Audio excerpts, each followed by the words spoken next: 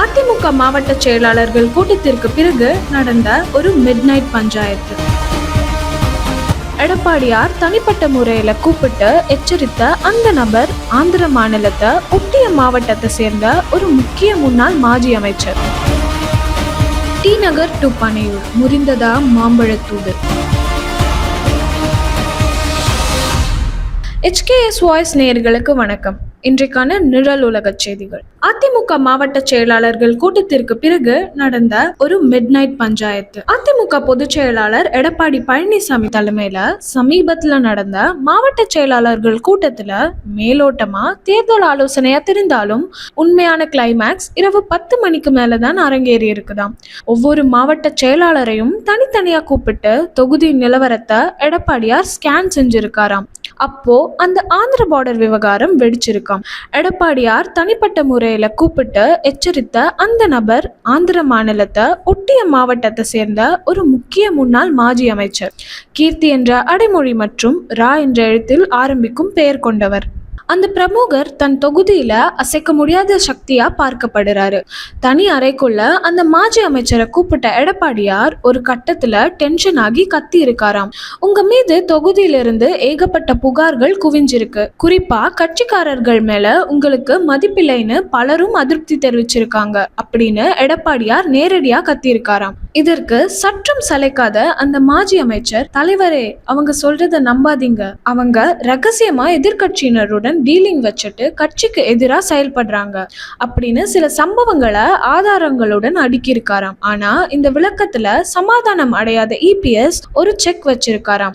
தேர்தல் நேரத்துல வீணான மோதல்கள் வேண்டாம், உங்கள் போக்கு மாறலன்னா உங்க தொகுதியை கூட்டணி கட்சிக்கு ஒதுக்கிடுவேன், பிறகு வருத்தப்பட்டு பலன் இல்லைன்னு ஸ்ட்ராட்டஜிக்கா சொல்லி அனுப்பிட்டாராம்.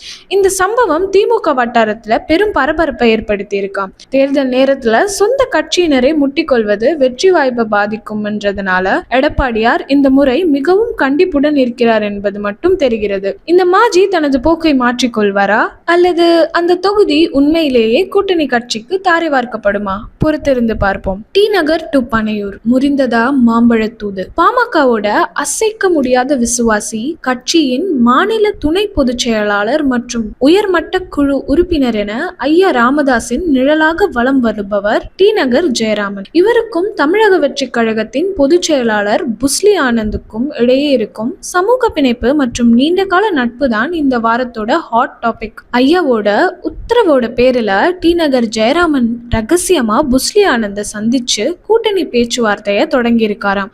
ஆனா தளபதி விஜய் தரப்புல இருந்து வந்த பதில் தான் ஷாக்கா இருந்திருக்காம். ஒரு பக்கம் தாவேகா கதவை அடைக்க, மறுபக்கம் திமுக பக்கம் சாயலாம்னு பார்த்தா அங்க திருமாவளவன் செக் வச்சிருக்காராம்.